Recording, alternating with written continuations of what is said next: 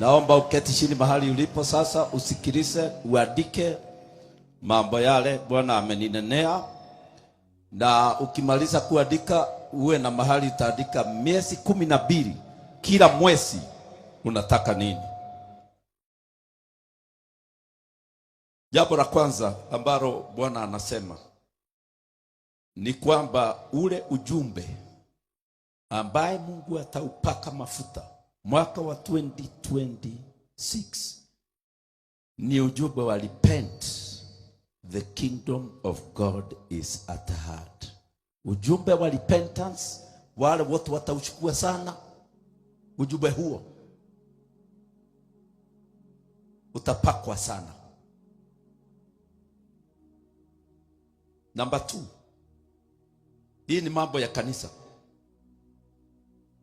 Vile kanisa lilipigwa sana mwaka wa 2025,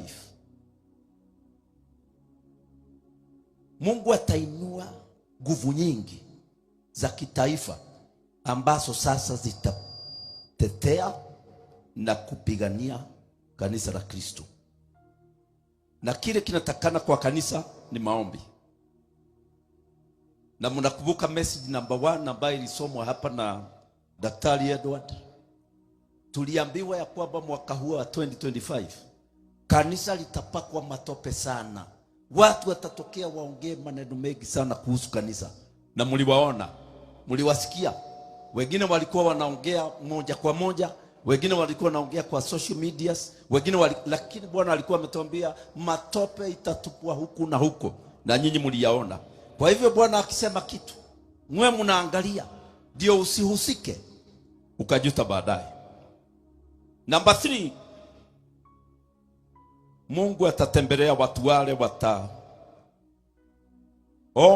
kwenye zamu za usiku. God will visit people who will watch in the night watches. Maombi ya usiku kuanzia leo mwaka huu wa 2026 iko na reward kubwa sana kutoka mbinguni. Number 4, people of God will be given many eminent position in government. Hiyo tumesikia of course.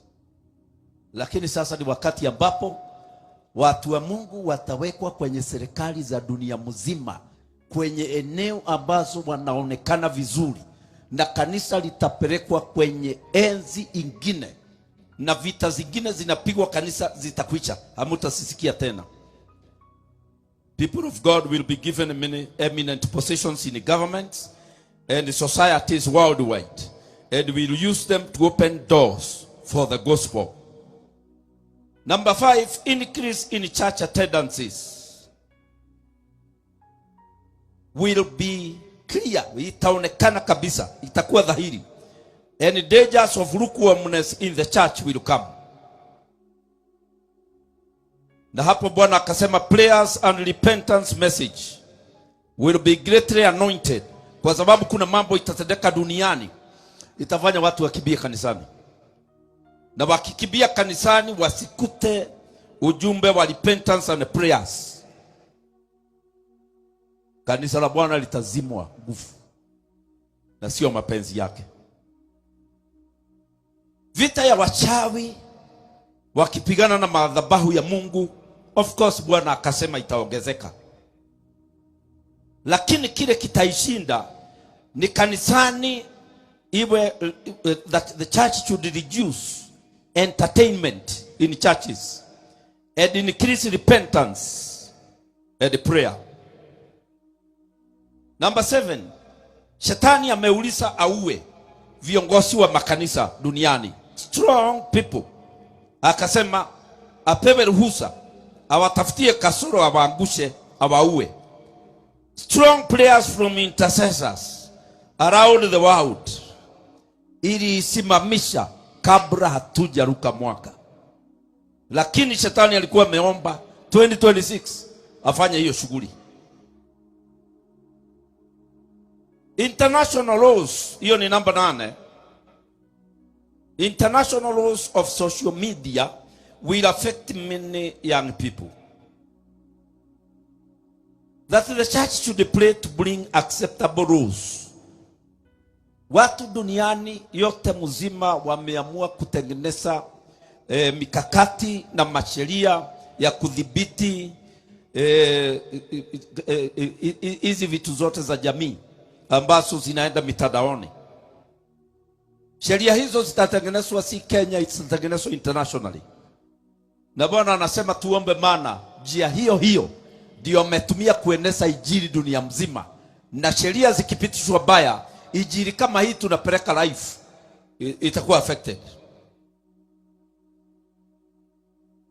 Number 9 ni church people with the, yani watu wa Mungu ambao wako na bidii. Mwaka huu wataingizwa kwenye mavuno na watafanikiwa sana. Hivyo ni kusema mtu yote ambaye ni mvivu, lazy people will miss it. Tafadhali muinuke muwe na watu wako na bidii. Maana bidii ya watu wa Mungu kwenye kazi zao, biashara zao itakuwa heavily rewarded this year. Because some people will be greatly blessed physically. Hiyo ni number 10. Temptation to backslide will become real. Watu wengi wataingia kwa pesa ambazo hawajawahi kuzishika. Kwa hivyo majaribu ya kurudi nyuma itakuwa real. Resurgence of Holy Spirit move in mainstream churches will bring danger of spiritual splinter churches. Na Bwana anasema tuombe. Mwaka huu amemulika kupeleka Roho Mtakatifu kwenye mainstream churches ambazo hasijawahi kuwa na uwepo wa Roho Mtakatifu. Na kwa hivyo sitasukwa na hiyo move. Lakini Bwana ametuambia mapema ndio tuombe kusiwe na splinters among the churches. Kwenye ulimwengu wa siasa, na nimesikia maunabii mengi yametolewa hapa kwenye mambo ya siasa, temptation to fight over elections will be real. Lakini wale watatoa vita watapoteza. Number 2, serious prayers against the death of main leaders of the people must be done now. Na watu wale wanapenda maombi waelekeze maombi pande hiyo. Maana shetani aliomba auwe viongozi wakubwa wa makanisa na auwe viongozi wakubwa wa mainchi dunia mzima. Number 3, kuna vikundi vinataka kuinuka nchini Kenya za tribe, za nini? The resurgence of tribal groupings is a serious challenge ahead of the church, and the church should pray seriously about this. Kuna roho imeshuka, imeingia, watu wameanza kufikiria kulete pamoja vikundi vya kikabila ambazo zitakuwa vikundi vya kufanya mambo yasiyokubalika. Hiyo roho tulikuwa tumeishinda miaka kama 5-6 imepita ama 7. Lakini nimeona regrouping, wameanza kuligroup na vikundi vingi vitakuwa Nairobi. Kwa hivyo watu wa Nairobi tuombe sana. Then next one, serikali now itaface stiff challenges from the middle of the year. Kuanzia mwezi wa 5 kuendelea juu kwenda hivyo. But with the players, these challenges will fizzle out. Hizo zitakuwa challenge kubwa za kisiasa ambazo zitaleta shida nyingi. Lakini Bwana akasema zikiombewa, maana zimetoka kwa giza, zitakwisha. Sheria nyingi, verse number 5. Sheria nyingi zitabadilishwa hapa Kenya. Kanisa iombe ili sheria hizi zisipinge injili. Number 6. Mwisho kanisa itashinda. Mwisho wa mwaka huu kutakuwa na ushindi sana wa kanisa. Na pengine kama tutaweza kukutana kwenye viwanja kama hizi, zitakuwa zimejaa, zinakosa mahali pa kukaa.